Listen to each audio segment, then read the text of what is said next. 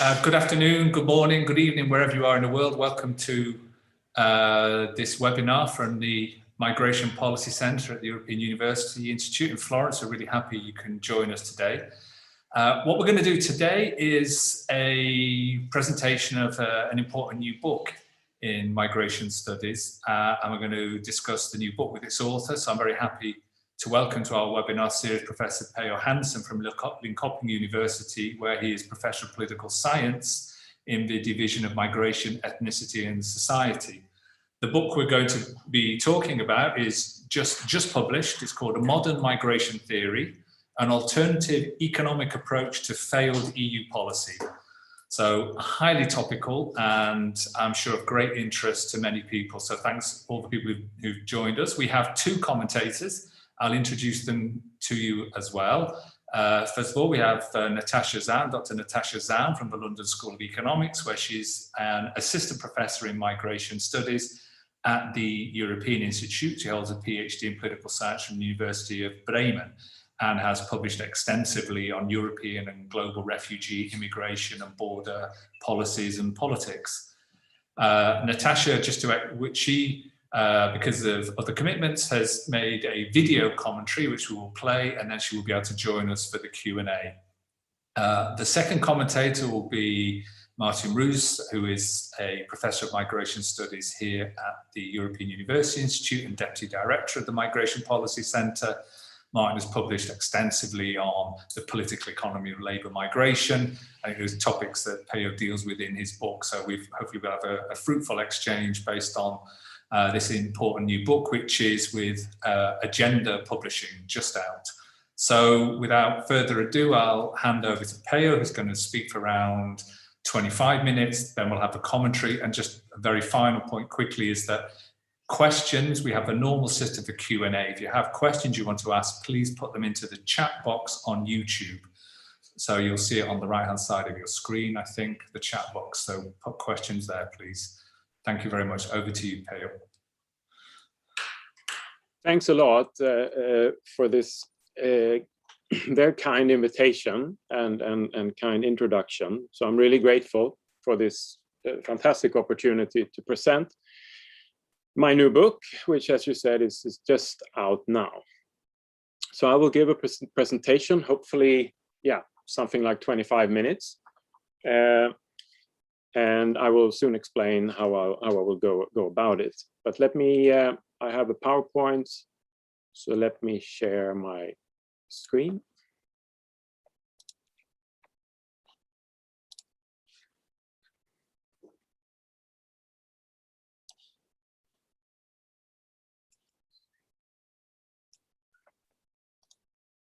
Does this work? Yep, good. So this is the book, Modern Migration Theory. And as the title indicates, some of you will note that it's sort of a wordplay on modern monetary theory, which has gone has received a lot of interest in recent years, particularly now with the COVID pandemic. So I've been greatly enabled by the work of the scholars within this macroeconomic field called modern monetary theory, and so my wordplay is to indicate that. And I will talk a lot.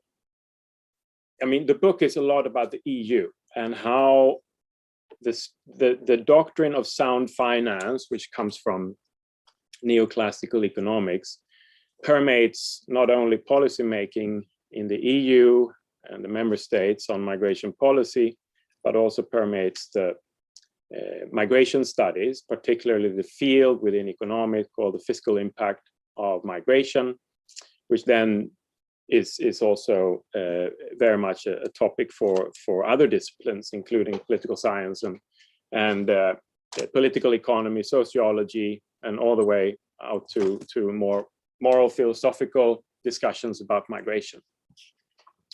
So what I will do is I will start with sort of two frames that I've been operating with. The idea for this book came 2016, something like that. Can't really remember. but it started in the aftermath of the great refugee reception in Sweden and the EU in 2015. And it got me really interested because I'd been interested in these questions for a very, very long time. And so one frame that I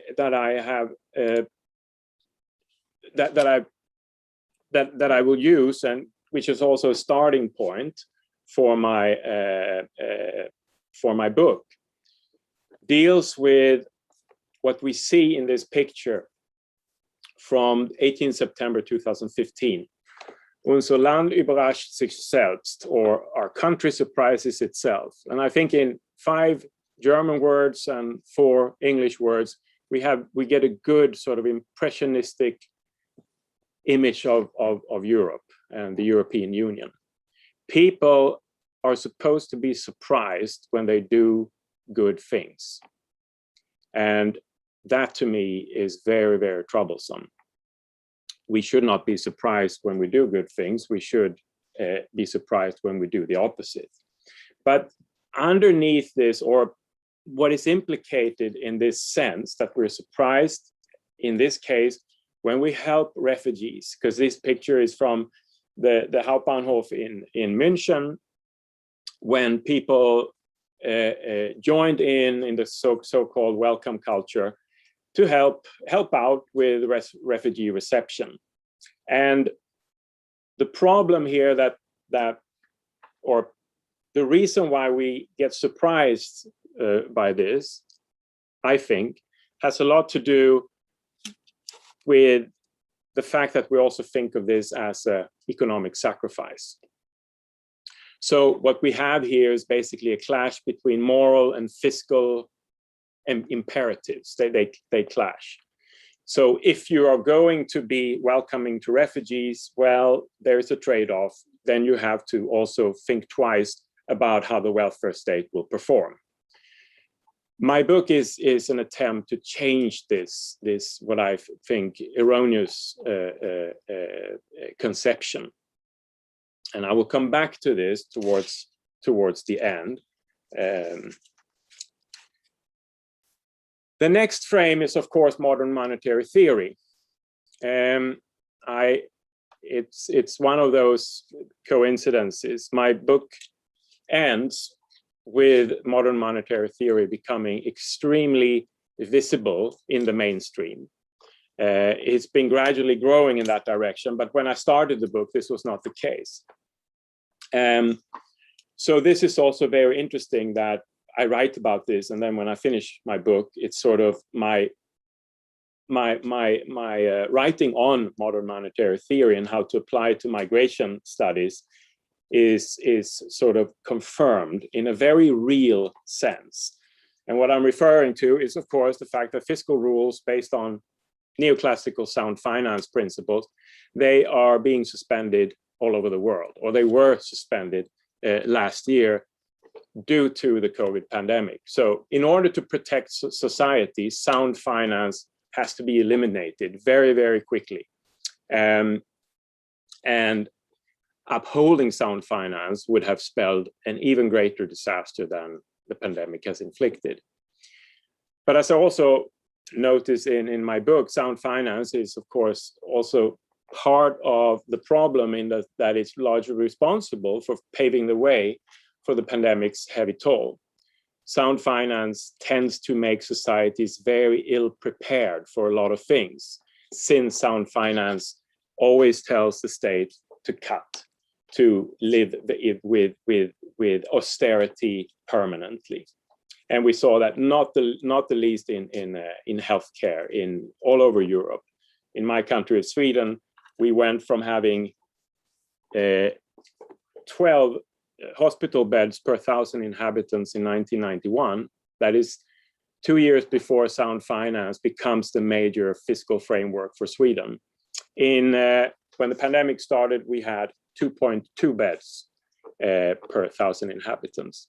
During those years, we of course had many surplus years at the central government, but these surpluses don't translate into a richer society. And I think that has been become very, very clear during this past year.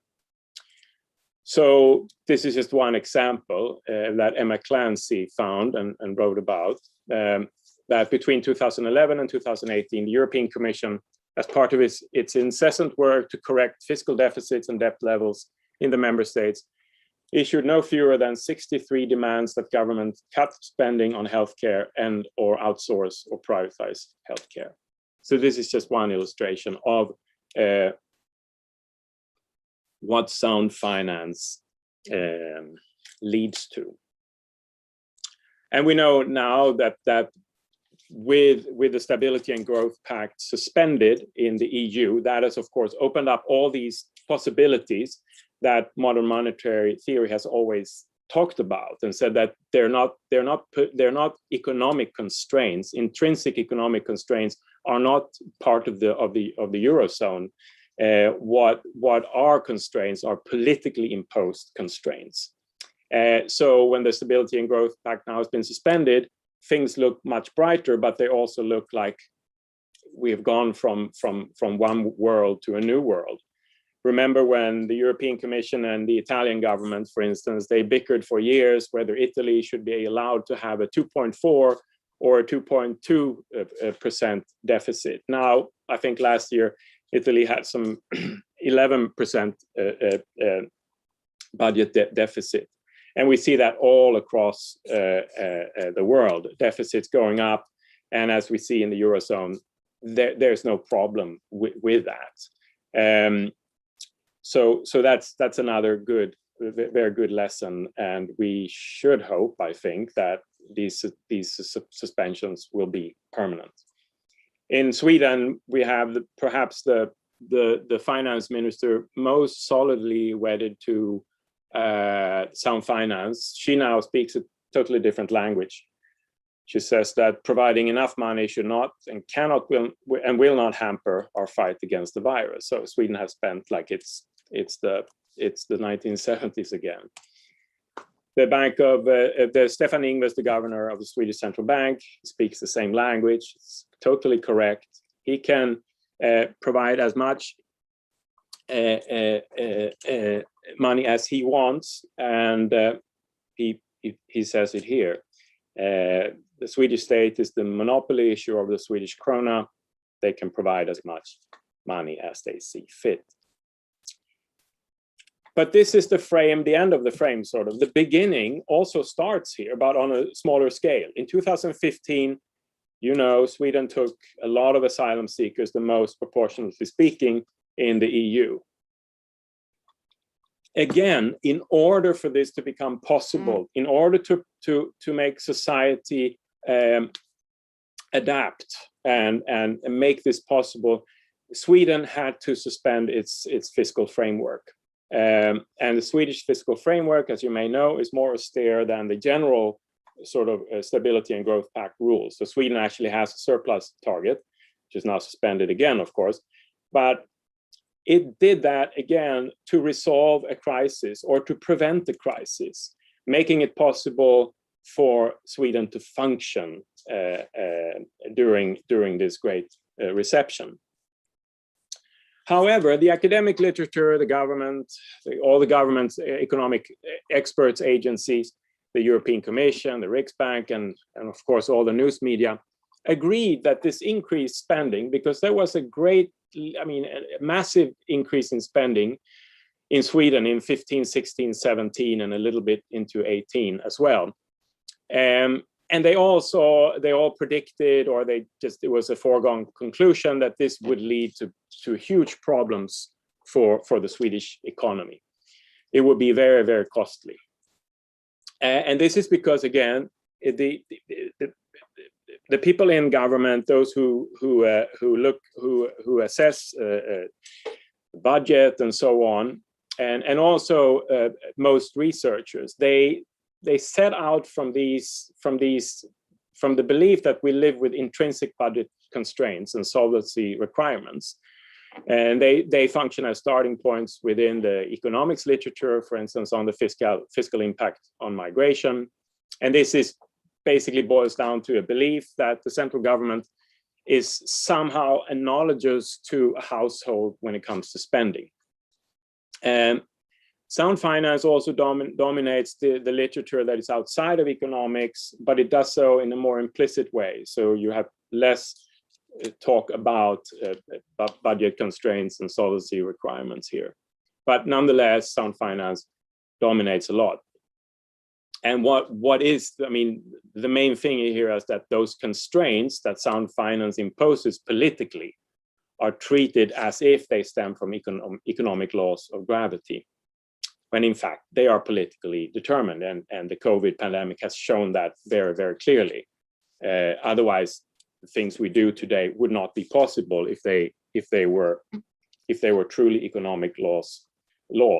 They are politically determined. And this is what MMT, modern monetary theory has said all along. But this is how you can do it. Why impose unnecessary political constraints when you in fact can do what we're doing now, and what Sweden started to do in 2015. I just have one very representative picture here. It's from the International Migration Journal. A quote which I think captures a lot how research is approaching these matters, particularly when it comes to refugees and low-skilled migrants, meaning those migrants who are said to pay in below average taxes. And so the assumption is that they take out more from the public purse than they pay in, as is put here in this quote.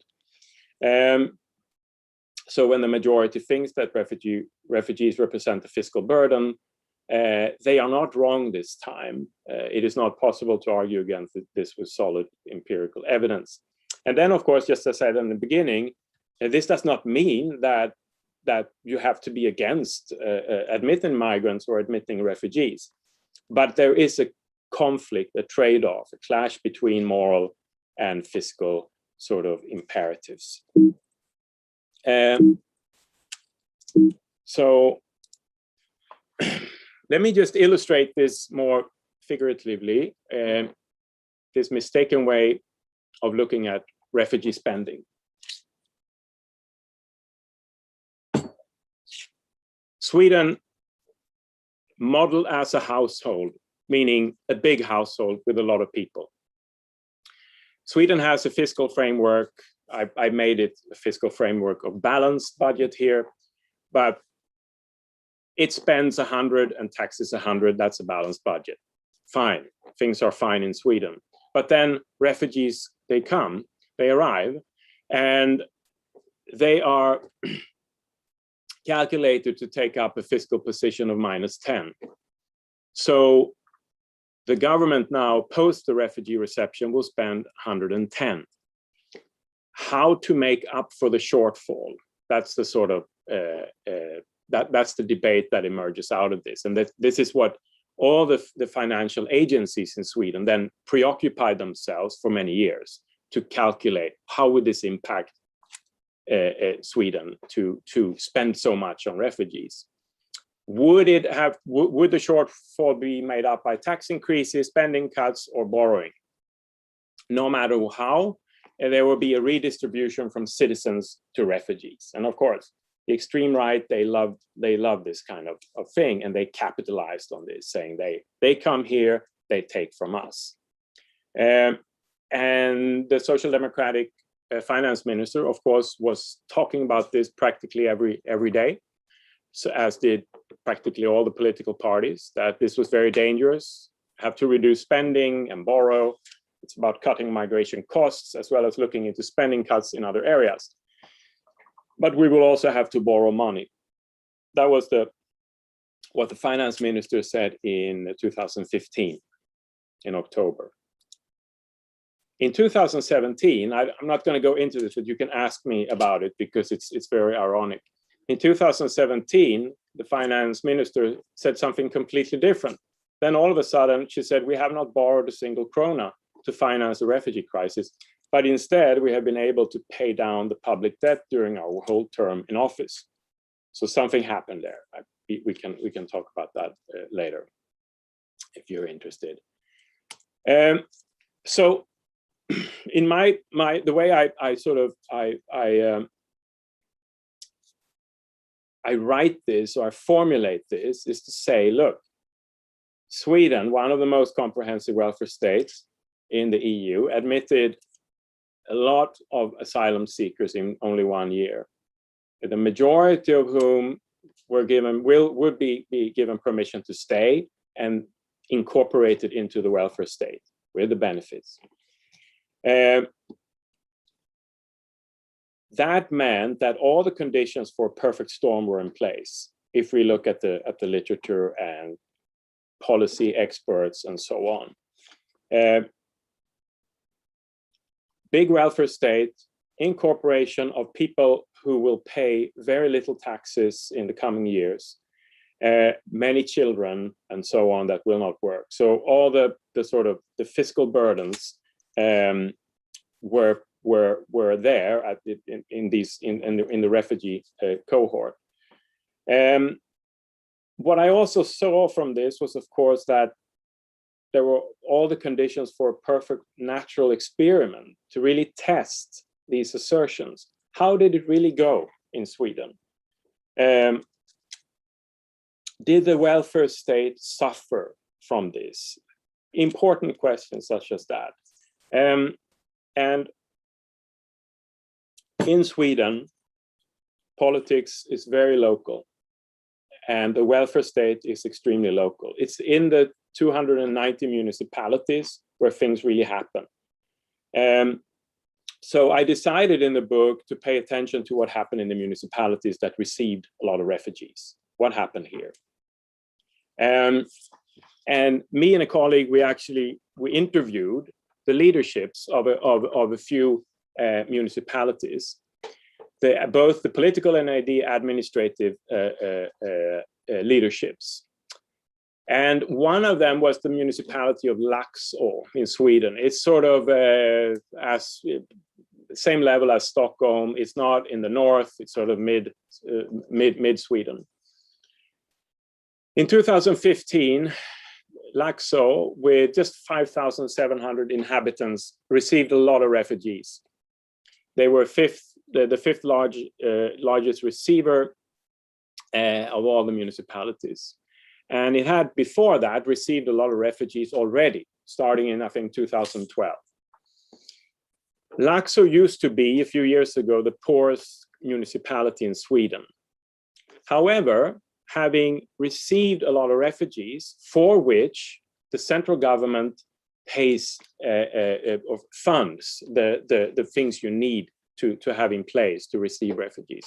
So that dynamic had changed the overall dynamic in this little tiny troubled municipality. So things started to happen. In 2013, thanks to refugee reception, Laxå increased its population for the first time in 40 years, which is an amazing, astounding development that no one thought would be possible before. This helped to generate a surplus in Laxå, also for the first time in very, very long time. And that positive trend continued.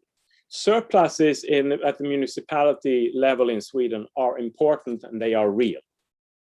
Because municipalities are not currency issuers, they are currency users. They don't issue the Swedish krona, that is done by the central government.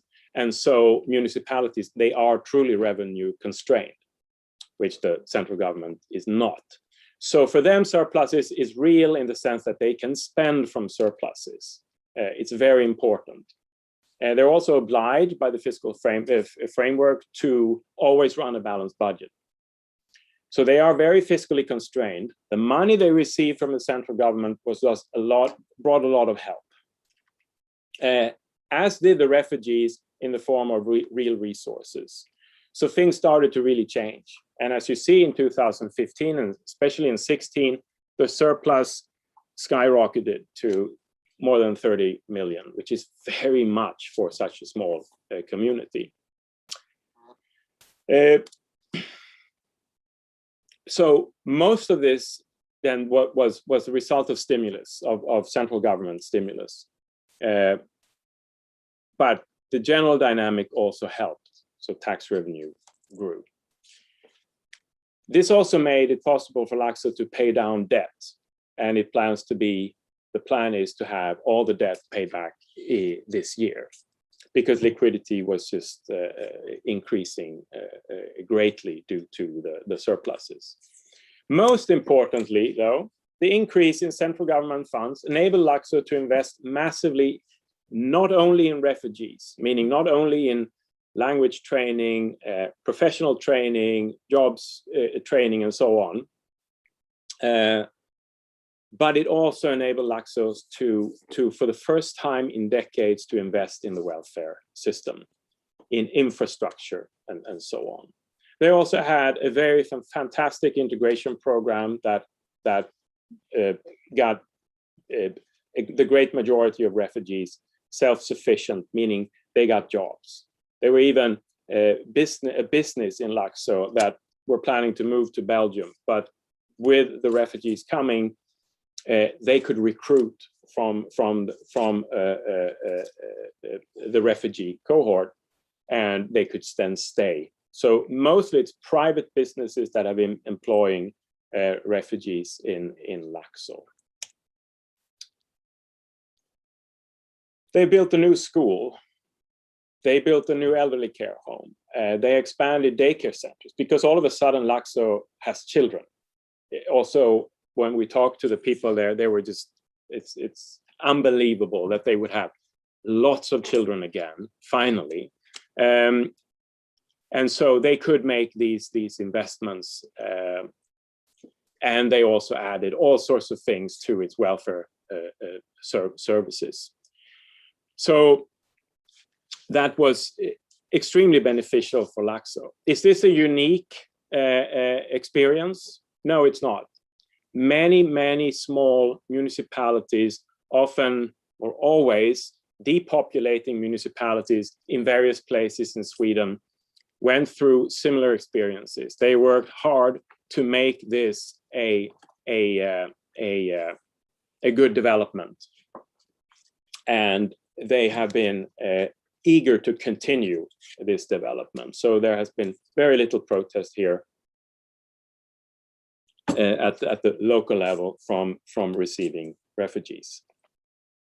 But what am I really saying here? What's the story here? Well, it is just an accurate story of what happens when the state, the central government, spends. In the literature, in the public debate, in the fiscal agencies assisting the government, money disappears. So when the state spends, just like the household analogy has it, money somehow are not accounted for.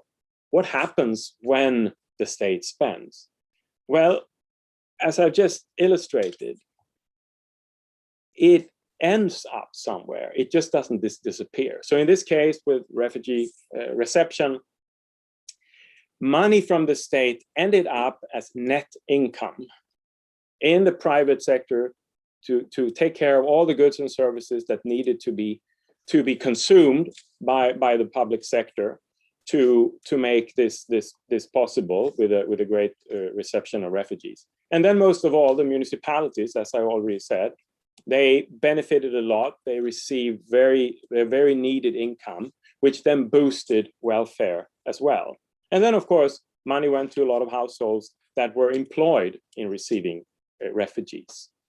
So just from the municipalities in Sweden, 281 out of 290 ran surpluses in 2016. Incredible development, historical development that is only challenged by what we see now during the COVID. Now, Swedish municipalities are also running surpluses, all of them. Surpluses that do them very, very good. So the learning here, and what MMT teaches us, is that by definition, spending equals income. And this is not accounted for in the literature on on the fiscal impact of migration. So this means that when the central government spends on refugee reception and integration, the money shows up as net income in the non-central government sectors. This is simple accounting logic. There is nothing, this is why modern monetary theory in its basic sort of blueprints stage is not so much a theory as a correct description of how the state spends, how a currency sovereign state spends, and why these sound finance principles are not intrinsic. And as we've seen now, they're not even intrinsic to the Eurozone. This is one lesson, though. The second lesson is, of course, the hugely important thing to be able to distinguish between financial resources and real resources. Because now I mostly sort of talked about financial resources, but real resources, as MMT again teaches us, that's always where you have real constraints. We see now that finance from the state is not really a problem. We can do that, but it's much, much harder to get the real resources, to mobilize them. And so €1 billion or nurse, what seems harder? Well, obviously the nurse. I work at the university. Sweden has a lack of teachers, right now standing at 45,000 teachers that we lack. What has the Swedish government been doing for the past 20 years? Well, it has been throwing money at the universities to tell us to expand the teachers' education programs. Okay, so we have the money, we have the financial resources. But in the fall, when the students show up, we see that not enough students show up to join the teacher programs. So again, we have the financial resources, but the real resources, they are really, they show that that's where you have the real constraints. So let's just see then at the more, the bigger picture in Sweden. This is just a few examples of what has happened in Sweden, and from mostly its refugee migration. So you have 60% of cleaners in Sweden are now foreign born. Most of them are refugee background, and the list goes on. These are then low-paying jobs, where the literature and also policymakers are saying that people are fiscal burdens if they can lay claim to the welfare state. But again, society cannot do without these people doing these jobs. So that's why we need to focus first of all on the real resources and ask, what would Sweden have been without these people doing these oftentimes essential jobs, like we've seen during the COVID pandemic. And the effects in Sweden of its great refugee migration are very, very clear when it comes to real resource, the increase in real resources, meaning labor, that Sweden has received. And we see that we will continue to pick up because we now have a lot of young people, foreign-born young people, and also a lot of newborn kids from people who have come as refugees. And you see here in 2017, the labor market added 94,000 jobs. 80% went to the foreign-born. The Swedish government is well aware of this, but it refuses to speak about it. Instead, it's tucked away in government reports where we see startling statistics such as this one. Those who are foreign-born, who are expected to make up for the entire increase of working age persons in Sweden up until 2035. So how can the government then say that these people are burdens, that they burden the welfare state, that they burden society and so on? It's absolutely startling. And here is just show that you see Sweden is the only solidly yellow or orange bar, because thanks to refugee migration, Sweden is the only country in the EU and beyond that has not increased its median age for the past 10 years. How does the government approach this? Well, not as the blessing it should be, but as a curse. So this the government has spun in saying that last year the finance minister said, or in 2019, she said this because we have a lot of kids and a lot of young people, an increase there. So the finance minister has said that this constitutes the greatest the worst demographic challenge in 100 years. And she says, in order to fix it, we need to be really austere in our spending.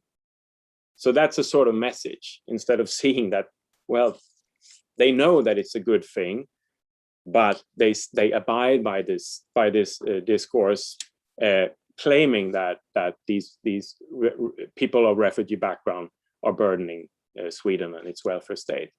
This is just I'm almost done here, but this is just to illustrate it even more starkly.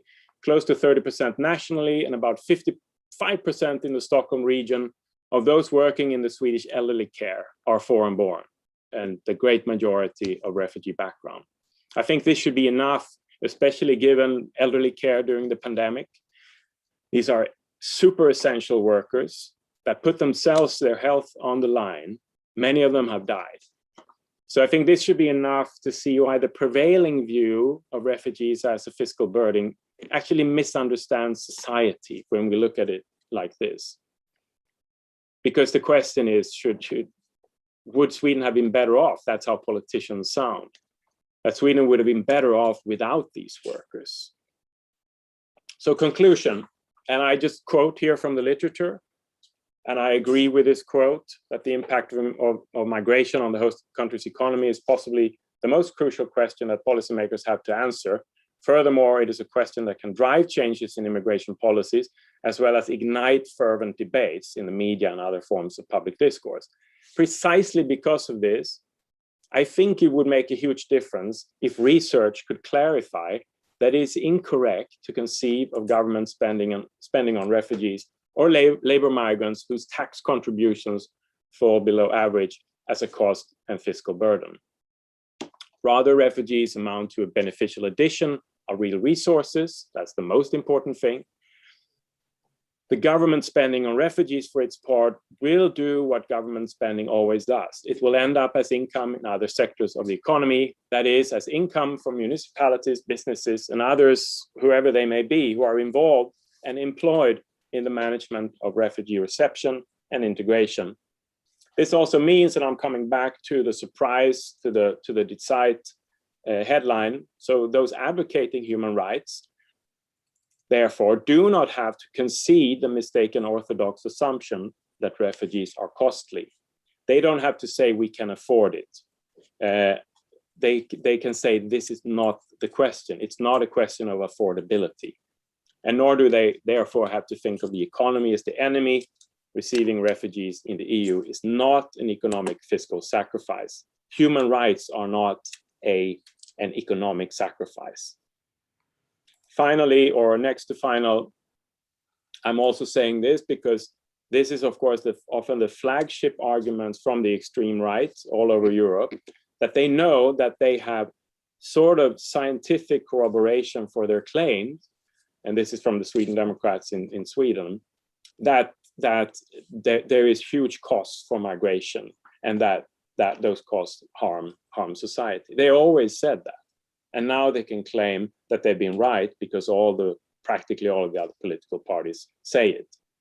This could also help the media to calm down about its headlines concerning costs for migration. This is actually from the economy section of Die Welt, who made this ridiculous claim. And finally, this is important too. I'm not saying that the EU should admit refugees because it benefits the EU. My argument is instead that the EU should admit refugees to honor its human rights commitments and obligations. Mainly then, my argument said, and this is because on the economics of it all, there is no argument. In admitting and investing in refugees, that is real resources, the EU cannot but benefit. Sorry, I went over time. Thank you. Thank you very much, Peo. That's a fantastic presentation. And what we have now are two commentaries. The first from Dr. Natasha Zaun, who, because of other commitments, has kindly recorded a commentary, and Natasha will hopefully join us for the Q&A. So I think we're now going to play Natasha's comments.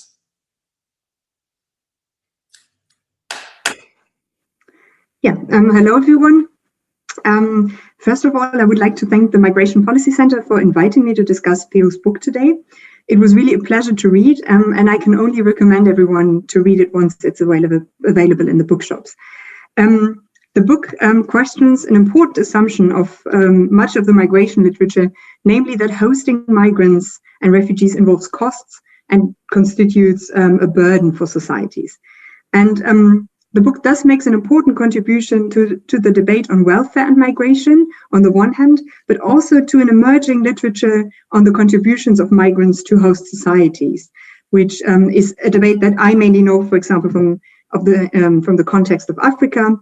So I think that Peo really pioneers in addressing this with regards to Europe, and also in such depth as he does in the book. The book is also very well written. And the arguments are easily accessible even for those who are not necessarily an expert on these debates yet. So it is relevant to scholars and practitioners alike. And I think that's also very much what Peo wanted. If I understand him correctly in the book, he wants to contribute to scholarly debates, but he also wants to address and talk to practitioners. But as always, I do have some questions and comments, and I'm glad to have the opportunity to pose them to Peo today to see what he thinks. Maybe a brief disclaimer: I'm not an economist focusing on welfare and migration, but a political scientist specializing on the EU and asylum policies. So that's probably where some of my questions are coming from. My first comment is that I wasn't fully convinced, Peo, by your argument that migration reception doesn't involve costs. Personally, I don't have any problems with migration involving or migrants costing the welfare state more than kind of paying in terms of taxes, because my understanding is that that's what the welfare state is for, right? I mean, those that earn more can contribute more, those that have less should benefit from it. And having kind of to argue that migrants have to contribute in a way to have worth as members of society is perhaps the very kind of, I don't know if you can call it like this, capitalist thinking. But I do get the point why you're making this argument, because it is so important, right? And one that is often made by for example, policymakers that want to restrict policies. But again, if you're going down that route to argue migrants contribute more than they cost, I would have liked to see more, perhaps, examples and also some elaboration on how far these examples are representative. You have, for example, the case of Laxå, if I pronounce it correctly, a Swedish municipality that benefited a lot from receiving more refugees, because then the government also invested more in terms of kind of services and infrastructure in that municipality. So also citizens benefited in a way. I could imagine that that's one way of how migrants benefit society. Maybe you have other cases. And if you can also justify your case selection, I know you didn't kind of aim at a case study analysis here mainly, but I think, again, it would have made your argument even more powerful if you had said kind of, these are the different types of cases that you can see, and that's how migrants contribute, for example, to really make it more representative. Maybe also cases from outside of Sweden, whatnot. Or to make a calculation of like how much migrants contribute in this one dimension, and how much they cost in this other dimension, and then show that it's kind of more. I mean, that's just a suggestion. I know that's really hard to do, but again, I think kind of adding a bit more a bit more fleshed in this dimension. Relatedly, I wasn't so sure if modern monetary theory really suggests that migrants do not cost. I think what it suggests is that we can shoulder these costs, right? And I absolutely agree. I mean, Europe is one of the wealthiest continents on earth, so why should we not be able to shoulder these costs? But I think, again, it does not suggest that states can spend endlessly. And I think what it boils to in the end is a political choice, where to spend costs and or where to spend. And again, I mean, especially in the part where you try to explain restrictiveness of migration policies, I wasn't sometimes so sure if it's really always a rational cost-benefit calculation, for example, by governments to restrict policies, or if perhaps politics does not kick in as well. And I think that's particularly important with regards to the so-called asylum crisis of 2015, which is, in my opinion, mainly a political crisis, and where you have, for example, in the case of Germany, which is perhaps the example that I know best, you don't have a strong debate actually about welfare, maybe also much less than it is presented in your empirical analysis of Germany. There were kind of right-wing populists pointing potentially to welfare retrenchment, citizens getting less in unemployment benefits, and then money spent on refugees. So there's kind of this distributive conflict created politically. Maybe it's not a discussion of this decreasing welfare in this one dimension, increasing it in the other, whatever, but it is something that was kind of politically created, really. Then also you have, in Germany at the time, Merkel adopting initially this more liberal policy, and then being more and more challenged within her own party from actors that wanted to present themselves as alternatives to her by adopting more restrictive positions. So again, I think here really politics matter, and perhaps relatedly to the debate really of the German case, because there you also focused a lot on the discussion about do governments, the government presenting this as migrants being a cost for the welfare state.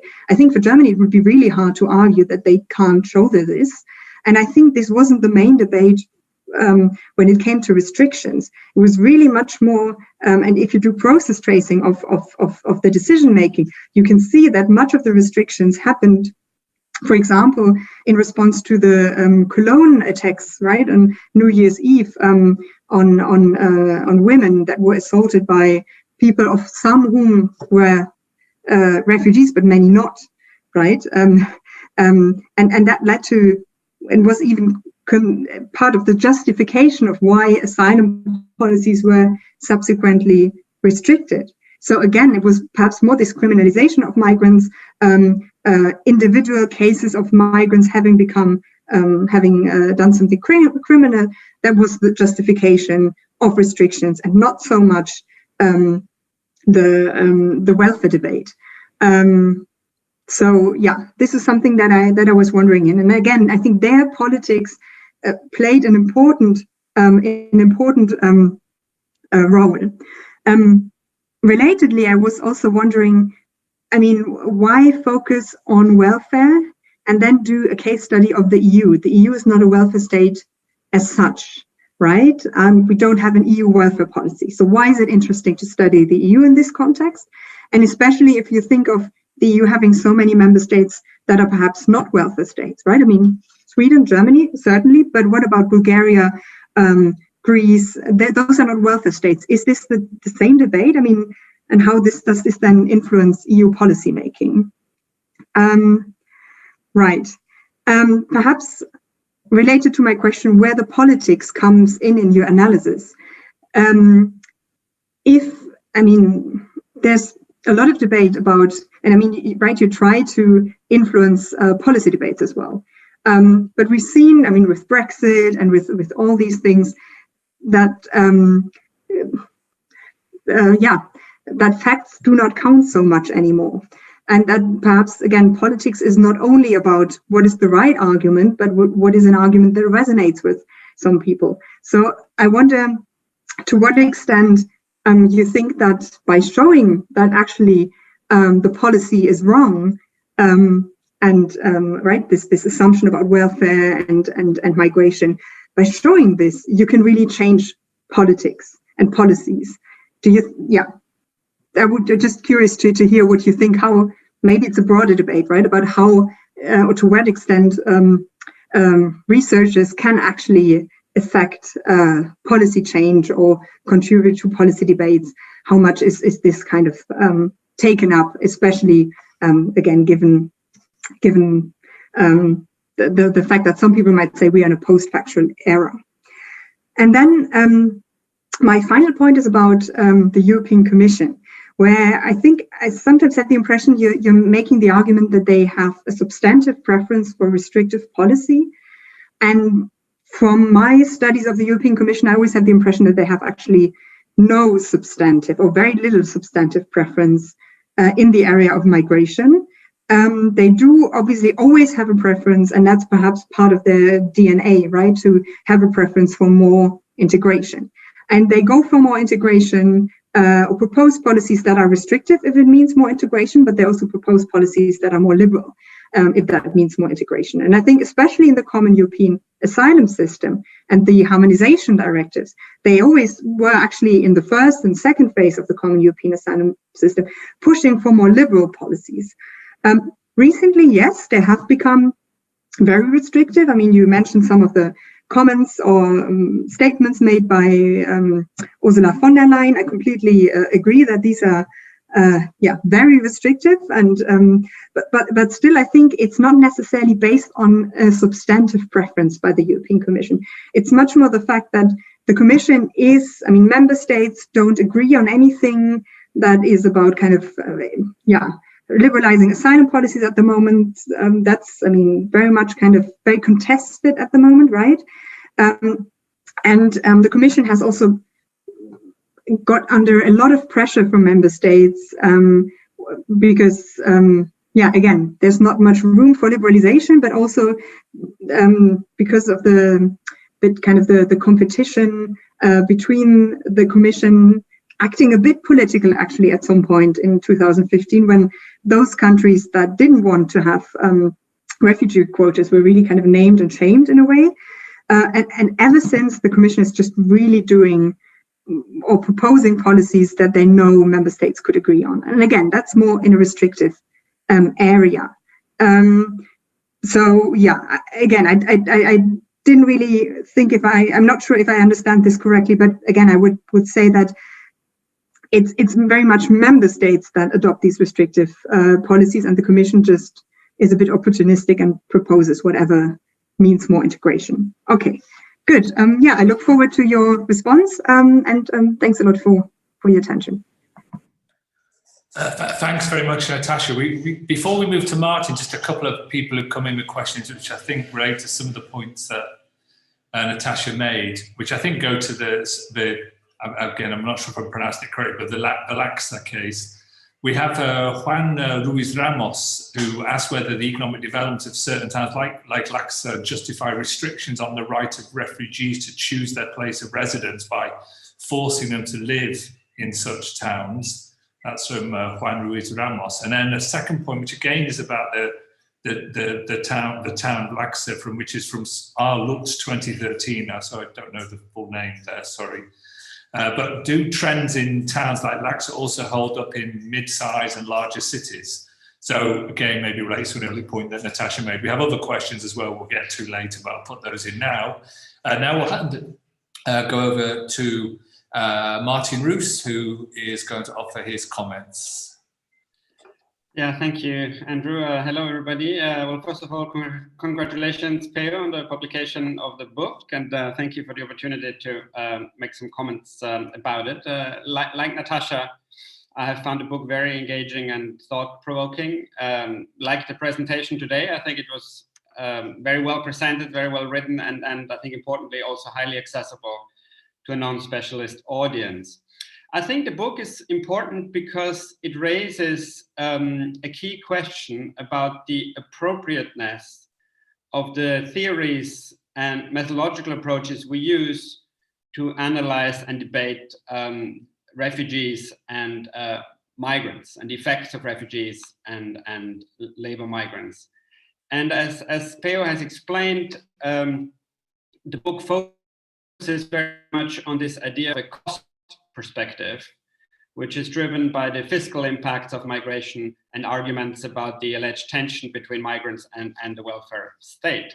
And the book is critical of this perspective and its related theories and methods. And again, as Peo has explained, he's advocating moving away from this idea of a sound finance perspective to what he calls a real resource perspective based on modern monetary theory. And the idea, of course, is that part of the critique of European migration refugee policies is that they've been based on flawed economic thinking, and by kind of explaining the flaws in that thinking, maybe there's a hope of changing policy debates and policy making. So I think this is an important question to be asked, and I will just make I'll raise three short questions that might further generate some debate. First of all, this is related to what Natasha said. When you discuss refugees, I suppose the question is, why do you choose as a frame the fiscal effects of migrants and the tension between migration and welfare state? I mean, people who write about the tension between migration and welfare state generally don't talk specifically about refugees. And I would argue when you look at the political debates about refugees, they're not necessarily centrally focused, I would say, on the fiscal effects. I agree with you, there's obviously a tension in the debate between kind of a moral imperative to provide protection versus, let's call it a perceived national interest or a control imperative. And within that, some people argue about the fiscal effects, but I don't think it's necessarily the key issue here, or at least there is some country variation. It might be an important issue in Sweden. But if you read, for example, some of the literature on attitudes towards migrants, what we see is that what people really care about is the deservingness of refugees, in the sense that are they genuine refugees within the framework of how we define refugees under the Geneva Convention, or have they moved for other reasons, for example, economic reasons. Also, I'm not sure if it's true that actually we can say that all refugees are necessarily kind of low skilled and generating costs, because I think there's a lot of heterogeneity within refugees, and some might well be highly skilled or will be highly skilled, generating fiscal benefits. So I suppose the first question is, I'm not convinced that this kind of cost perspective is the main driver of debates and of political decision making in this area, at least not across most European countries, maybe in some, but not all. The second point then goes to labor migration, where I agree that the kind of consequentialist frame is very dominant. So with labor migration, people do ask about the costs and benefits, and fiscal effects play a central role. I also agree with that. But again, my comment here would be that you spend a lot of time talking about and critiquing this kind of sound finance perspective, and you make your argument in terms of the need to shift to a real resource perspective, which includes recognizing the fact that migrants fill labor shortages and contribute to the economy that way. Now, I fully agree with the importance of looking at the real resource perspective, but there has been also a lot of literature around that. So the role that migrants play in meeting shortages, and whether or not immigration is the best answer to shortages, and what other potential adjustments there might be to shortages, such as rising wages, computerization, and other responses. So I would ask you maybe if you could comment on some of the problems with the arguments that some people make, is that the fact that there is 60% migrants in a certain occupation, for example, there's probably also 60% migrants in among social care assistants in London. That's a literature I know better. Does that automatically mean is that a case for immigration in a way? Or maybe does that highlight the need to raise wages, employment conditions, to organize work differently? So I think maybe if you could comment on that real research perspective with regard to the existing literature on shortages and migration a bit more. And my final comment is on free movement. I mean, this is not something you deal with centrally in the book, but you do raise it in the conclusion in a very helpful way, I think. And again, you point out that, rightly, that there are debates now about whether or not there should be restrictions on mobile EU citizens' access to the welfare state. And you argue that some of these debates are, again, in a way driven by this concern with the cost perspective. And I would say, I'm again not so sure that is fully true. I think costs matter, but when people think about migrants and the welfare state, they don't think of it only in terms of material interests, material effects, but also in terms of ideational effects, specifically in terms of fairness. So for example, we've had debates recently in the European Union about whether or not child benefits for EU workers should be exportable or not. And of course, the countries that argue that these benefits should not be exportable, so EU workers with children in another EU country, should they be allowed to send child benefits to the kids in other EU countries? That's the question. And the countries that have taken issue with this and would like to restrict exportability are not necessarily only concerned by monetary issues, so by the actual cost of it, because when you do the calculation, you will actually see that the actual costs are very small, but they're concerned by fairness constraints. So the idea that child benefits are based on residence and not on contribution of a worker. So this is a very specific example.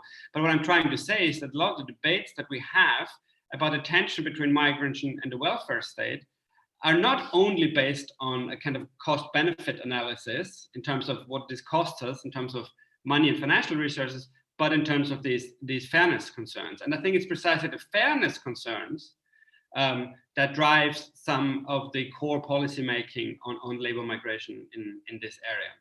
But again, I really enjoyed reading the book. I think you raised very important questions. Congratulations again, and I'm looking forward to the debate. Thank you. Thanks very much to Natasha and Martin for their comments. Obviously, I've experienced this myself, so I know that Peo is probably trying to work out how you respond to all of those questions now, when we will probably organise another webinar where we could do that. But we do have some questions coming in, so perhaps, Peo, it's perhaps an advantage to be able to pick the 2 or 3 questions you wanted to respond to briefly, and then we can turn to the people, our participants who've also got questions. So that's over to Peo for an initial response, and we may return to these issues in questions as well. Thanks a lot. These are very relevant questions, so I really appreciate it. Again, I use my privilege of picking and choosing, but also to have other people come in and ask questions. So let me just clarify firstly that this question about costs. And this is where MMT is really crucial. Currency sovereign governments like the Swedish one or the British one or the Japanese one, Norwegian one, don't spend from taxes. The central government does not use tax income to spend, to finance things. It always spends first, tax later, and the tax thing is not something that is then used to spend and finance things. It works differently in the Eurozone, but right now, not so much differently. But the most important thing in my argument in the book is to show that this discussion that I'm just pointing to now is not part of the discussion in the literature. So instead, the whole literature is based on intrinsic constraints. So the household analogy, the solvency requirements, and all those things that are not accurate anywhere. I mean, this is not how it works. And so that's why the cost, that's what I would say, it is as crazy to say that refugees or low-skilled migrants are cost, meaning that they pay below average in taxes. We could say that about women too. Women pay less taxes than men. Does it mean that sort of it's a problem? I mean, that's not how we should perceive it. That's really the wrong approach. It's always the real that comes first. What is then the finances used for from the state's perspective? Well, the finances are used to mobilize real resources. That's my example with the teachers in Sweden. Financial resources are poured onto the universities to have us pay for programs that would attract more students, but it often fails. So what happened to the money? Well, we had the money, but we don't have the real resources. So from the cost perspective, we should turn that around and say, what would the costs be for Sweden if it didn't have a disproportionate amount of refugees working in its elderly care? The cost for Sweden would be huge, because it would mean that so many people who are now working in doing other things would have to work there. So that's the questions we should ask. Taxes play, central government taxes in currency sovereign countries, they are not unimportant, of course not. They're the biggest sort of anti-inflation measure we have. And again, they structure very much equality. And that's why the question right now about increasing taxes on capital gains is coming up, because that would be a tax that would actually be good, work against the huge inequalities we have created. But it's not because I have a high income that I contribute more to society financially. And we all know the COVID, what is more important? Me, a political science professor, or an assistant nurse? We know who's the most important, and we know where the real cost lies. The real cost lies with a nurse who has to go out there every day and work to protect society. She's paid very low, I'm paid very high. This is how we should reframe the question about costs. Sorry, so I'm taking too long, I know. And then, of course, you both ask about how big the issue is with the cost-benefit analysis, the fiscal burden. And I agree that it will look different in different countries, but still, from the hundreds and hundreds of papers and the many books I've gone through, and not least, the thousands of articles in newspapers that I've plowed, I think also for refugees that the fiscal argument is very, very crucial. I followed the German debate quite closely, and German newspapers were full of these claims that this was primarily a fiscal issue. The German government was very clear. Jens Spahn, he said it all the time. Because of the refugees, we can't spend on anything else. So yes and no, I think surely differences, but I think the cost sort of benefit analysis is very, very strongly articulated. And I think the literature is growing. And I think you're right, Martin, about pointing that out. But I think the fiscal impact literature on refugees is growing as we speak, mainly due to 2015. So I think it's really picking up. But you're right that mostly this literature has been focusing on labor migration.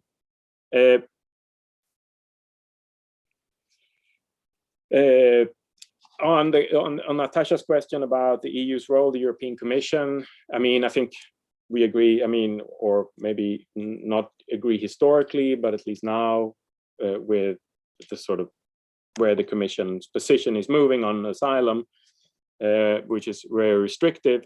However, I think you're right, and I say that all over again in the book, that the Commission, Brussels is not necessarily, they're not restrictive on migration in general. They want labor migration a lot, but then I show that policies are very influenced in general for from the European Commission's perspective by this sound finance logic. So better provisions for high-skilled migrants, really, really lousy provisions for low-skilled migrants.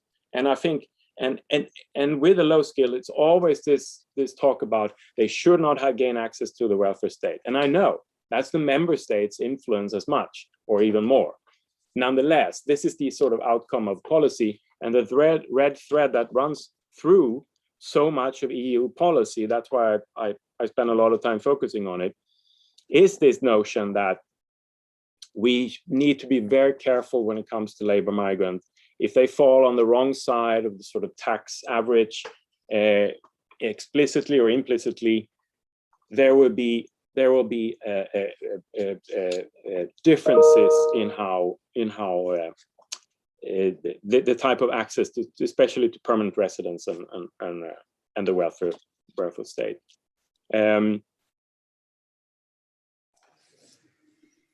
The case, finally, just one more. Is that okay? Yeah, and that goes from Martin's. Is this the case for migration? I know. I mean, that's a very good question. And again, I'm not saying, my argument, as I finished by saying, I'm not saying that the EU or Sweden or any other one should receive a lot of refugees or a lot of labor migrants because they benefit from it. They cannot but benefit. That's my argument. And that's the important thing to remember. And I think essential workers during COVID should really have us move in that direction, acknowledging that. So, but again, it benefits the EU. It has benefited Sweden to receive so many refugees and so on. And I think that's the starting point, really. If this should be a case for migration, well, since we benefit, I think the precariousness that many migrants, the precarious position they end up in, that should stop. So if we're going to have migration, people coming who benefit us, they should be incorporated into welfare provisions. So I stop there because otherwise there won't be time for any other questions. Thanks, Peo. So I'll put some questions and comments that have come from the participants as well. I think this is a comment from Murray Walter, who I think, maybe an extension of your analysis. So I'd take it as a comment rather than the question. Interesting to add this to this analysis, the opportunity cost of encampment, marginalisation and keeping people out of work. I think there's points you've addressed. Michelle Pace as well asks about, takes your point about 60% of cleaners in Sweden being foreign born, and she wanted to know a bit more about the skills profile of the people behind the figures. Are they, for instance, overqualified in terms of their own qualifications? Two questions that follow up directly on points you made. First of all, Eiko Thielemann, who says, while he agrees with the demographic and labour market arguments, he asked whether Sweden would have been better off if a government had just given grants to local authorities in the absence of refugees. And former MPC staffer Friedrich Perschel pushes a bit on this issue of real resources.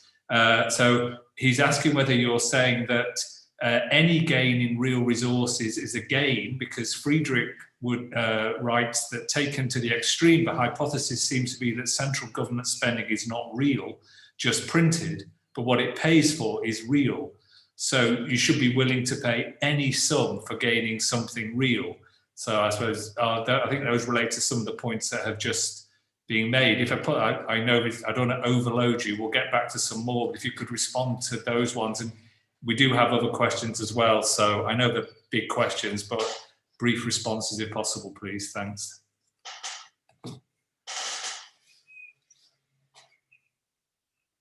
You're still muted, Peo. The first question, sorry, I didn't quite catch. There was a little glitch here. Now I can't hear you. Yeah, the modern protocol of the webinar, sorry, I was muted. It was from Murray Walter, who asked about the opportunity costs of encampment, marginalisation and keeping people out of work. So maybe the other side of your your argument. So that was the first point, a comment from Marie Walter rather than a direct question, but an avenue for future work or a kind of reflection. Okay, sorry, I still don't get it. So let's move on. I didn't get it in my head, but just overqualification. Yeah, that is quite common. It's been shown in many studies in Sweden. Of course, a lot of migrants end up in jobs for which they are overqualified. So that's quite common. There's also a lot of small businesses being opened by migrants, of course, that may not be their first choice. So there are all these of course, all these discriminatory, stratifying effects in the Swedish labor market, like anywhere else. So but I'm not an expert on that specifically. There was a question about block grants without.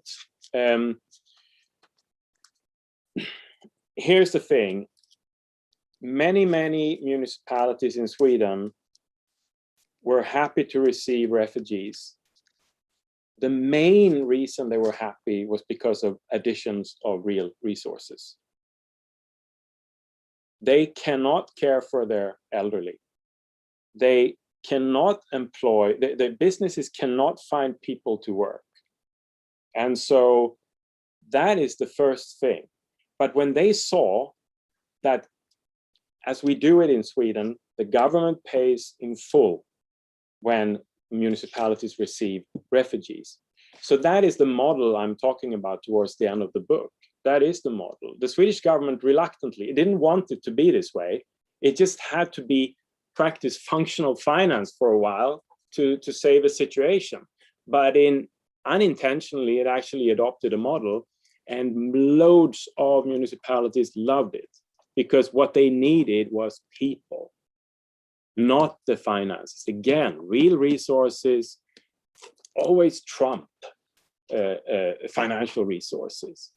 And so I would say that would block grants without people to Swedish municipalities be good in and of themselves? Yes, I totally agree. And we see that now during COVID, right? Of course, municipalities, they gain a lot of there are massive surpluses now again. So of course, municipalities in Sweden, they have too many financial responsibilities, which follows from our fiscal framework. A state that is running sound finance doesn't want any financial responsibilities. So we don't have national health care, we don't have national schools, we don't have national elderly care. Everything is outsourced to revenue-constrained municipalities and regions. So yes, money would have been good anyway in this sense.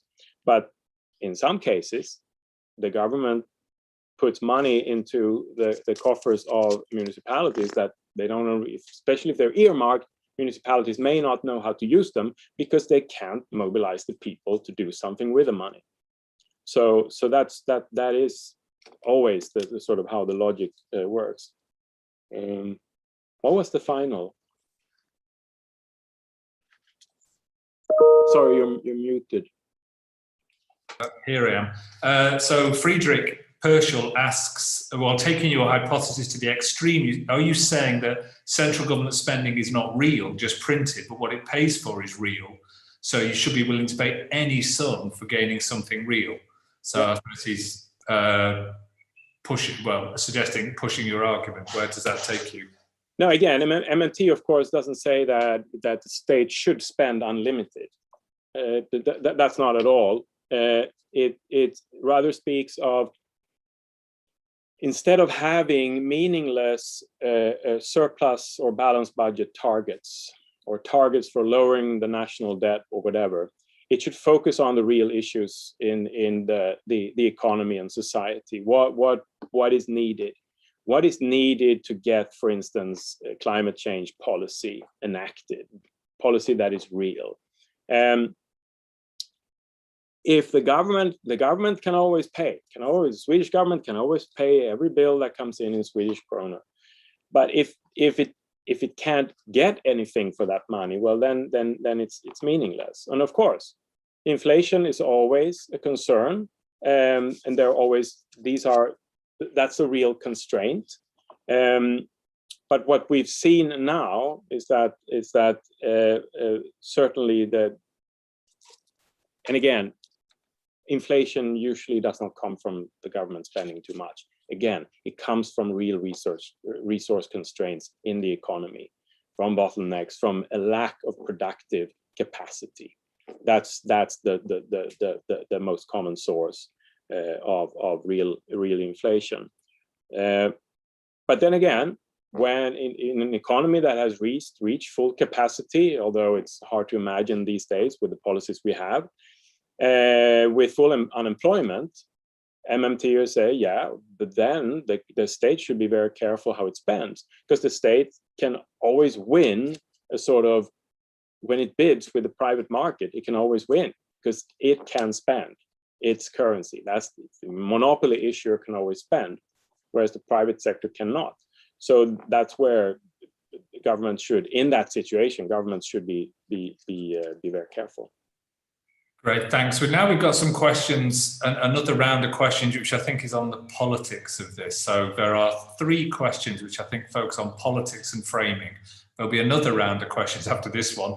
The first one is from Anya Benedict, and she suggests that cost-benefit analysis could foster nativist approaches that, even if well-meant, could counter migrant belonging. I suspect she's arguing maybe cost-benefit approaches themselves might be, I hope I'm getting this right, but might be maybe perhaps seen as narrow, foster nativism in terms of the use of that approach that counter migrant belonging. That's from Anya Benedict.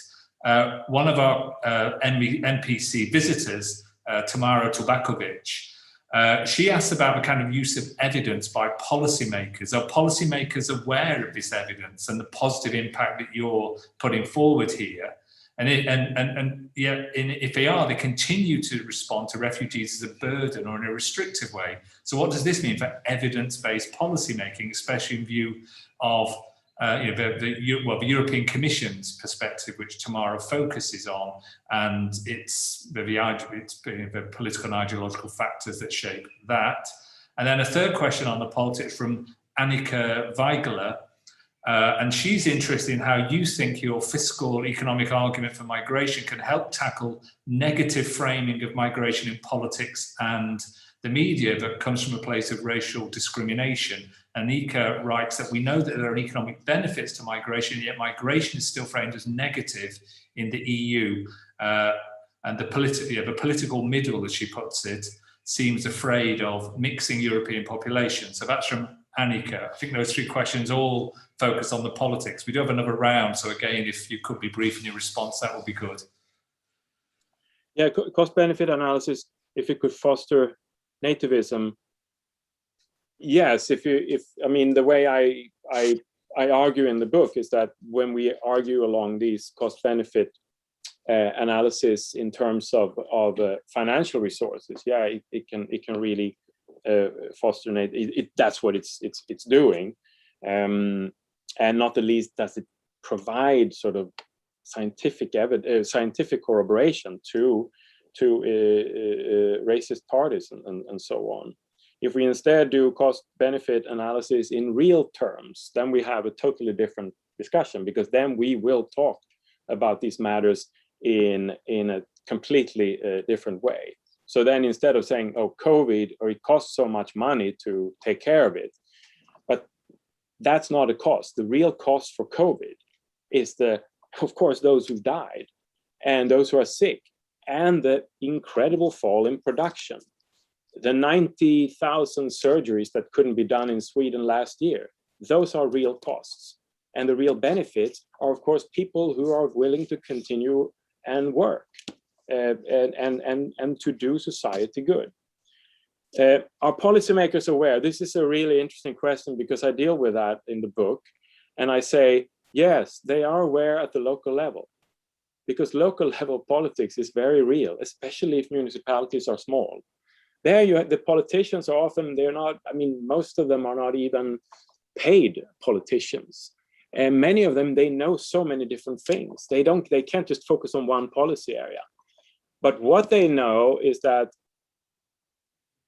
they meet people too in the street. So they make those policies, the policies. And when the only thing they do is to cut, which is what they mostly do, then it's not fun. It's no fun to be a local politician. But I think that the awareness in local communities of what is needed is very, very much more sort of clear. Nationally placed politicians, especially when we come into finance, they know, and they have very little experience of the real. And so that's one contribution I make in the book. I spoke about Laxo. The political thing in Laxo is really interesting. In 2014, there was an election. The current strongman in Laxo, if I should put it like that, it's very nice when I talk to him at least, but he, in his Christian Democrats, so the Christian Democratic Party here, they won 20% of the electoral vote in the municipality. In 2018, in the election, after 4 years of this man and his party talking positively about migration and refugee reception in the municipality, he doubled his support. So he drew 40% of the vote in the next election. He's a Christian Democrat. And again, this is also a pattern in Sweden.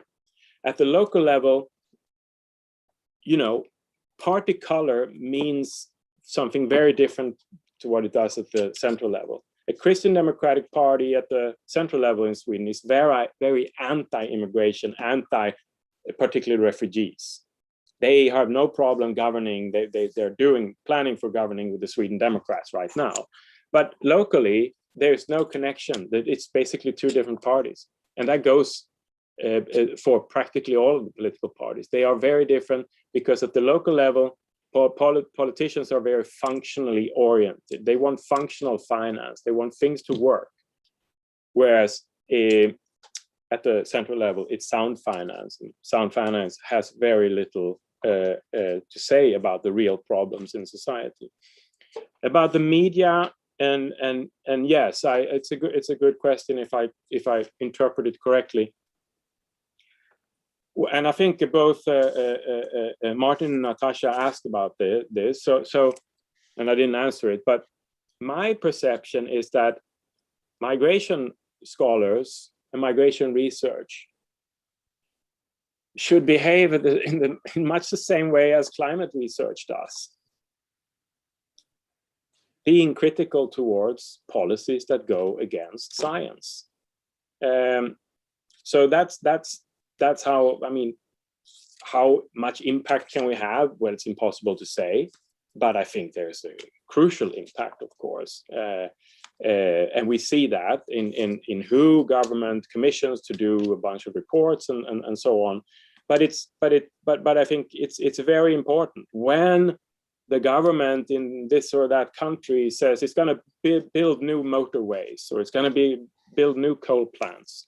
Climate researcher will speak out and say, this is not the right way of doing it. This is not correct. The same goes for when politicians, media, they scream and shout about the negative effects of migration. Researchers should, and they often do, but on the fiscal, in the fiscal field, I think there is too little sort of response with a more, and try to correct these misunderstandings that are going on. Thanks, Peo. So we've got a final round of questions now. So thanks to all the participants for bearing with us. First question from a very good friend of the MPC in the University of Warsaw, Paweł Kazmaczyk. And he's asking about an issue that is commonly debated in the Scandinavian context, which is integration outcomes. And he's asking whether the evidence is that refugees are assimilating into or out of welfare. And could you comment on that issue? Then we have a point from Regine Paul, who thanks you for your talk and wonders how this relates to your heterodox economic analysis relates to previous arguments about the EU's ethnocentric politics of belonging and your Africa. That's from Regine Paul. And then finally, Juan Ruiz Ramos has come back in and asking again a point made earlier, but raising the question again about whether the experience of your analysis could be used to justify restrictions on the right of refugees to choose their place of residence by forcing them to live in particular places, if I understand that correctly. So I think those, thank you for responding to all of these questions. So these will be the final ones that we can take for reasons of time. I'm not sure I've understood the first one about whether migrants or refugees are assimilated out of or into welfare. I'm guessing that was maybe in relation to access to use of welfare services or access to the labour market. Perhaps the relationship, the relationship to Swedish society through welfare or work. Yeah, that's the problem with questions on YouTube. We may having to interpret them. I'm thinking that might be the issue that Pavel is focusing on. Yeah. I mean, a big problem in Sweden, and that's why also I chose Laxo, because it shows, good governance plays a big role. If you want to have a higher employment rate among newly arrived, you can do that. It's politically possible if you work hard to do it. In some municipalities, they don't do anything, and that's across the board in any country. So that's just I think the problem with that, the way we look at real resources, as we see them as disposable oftentimes. I mean, real resources are people, human beings are the most important resource we have, yet we treat them as we think that we can't get full employment and so on. And I talk about that in the book, so I can recommend that when I talk about the policy of extra jobs in Sweden, which I think is a very sort of functional policy that has worked really well because it focuses on newly arrived and the long-term unemployed. So those two groups are in focus for this program, and I think it sort of ties in with the MMTs. And Pavlina Sharenka's new book about a job guarantee, which is very interesting in that context.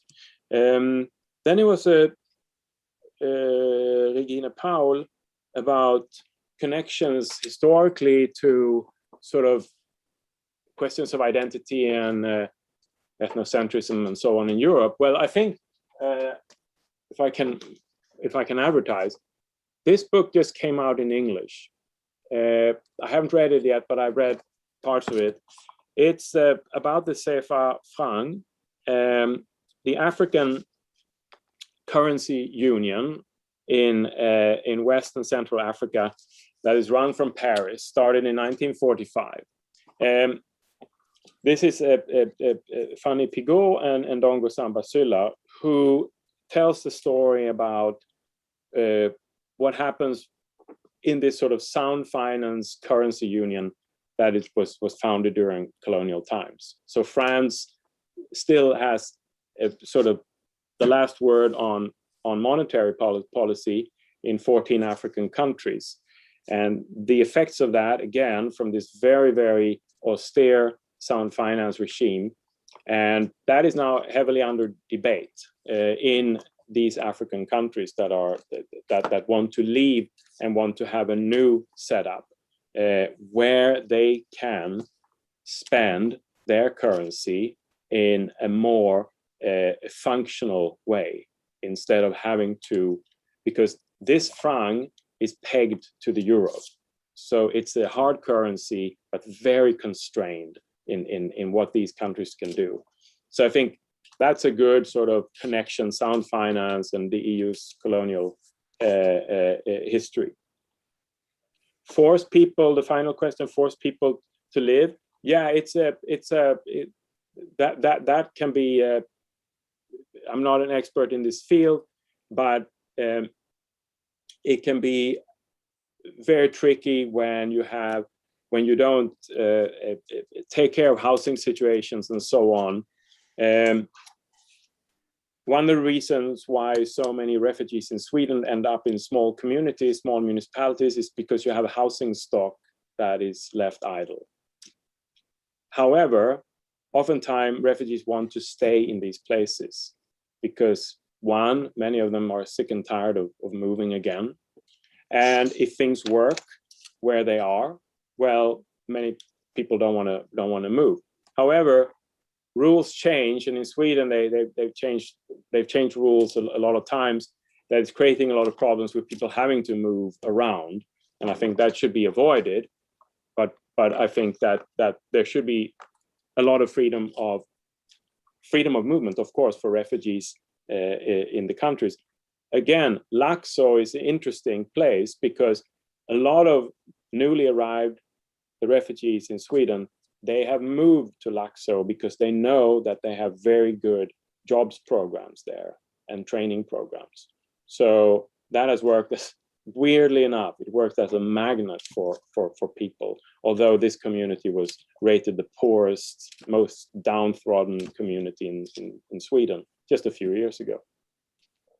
Thank you, Peo. So I think we'll have to draw it to a conclusion now. One thing I would say is that we've had people getting back on the chat on YouTube, so following up with some really interesting comments that you might find useful. Well, I think we can keep that enabled. So many thanks to Michelle and Regina and Marilena and Anya, who've all come back with points. So many thanks for that.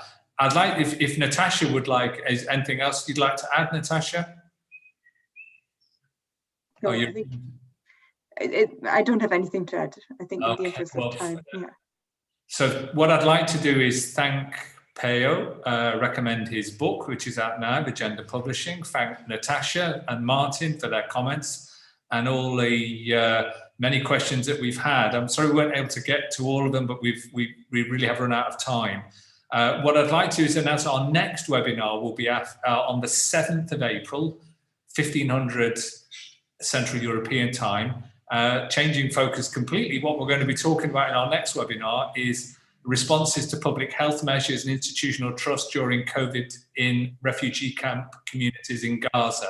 And that will be led by our MPC colleague, Caitlin Proctor. That will be advertised for our usual network. So sign up for our newsletter, subscribe to our YouTube channel, keep in touch with us and all the things that we're doing. So many thanks for joining us, and many thanks to Peo, Natasha and Martin. So hopefully see you again. Thank you. Thanks to everyone. This was great.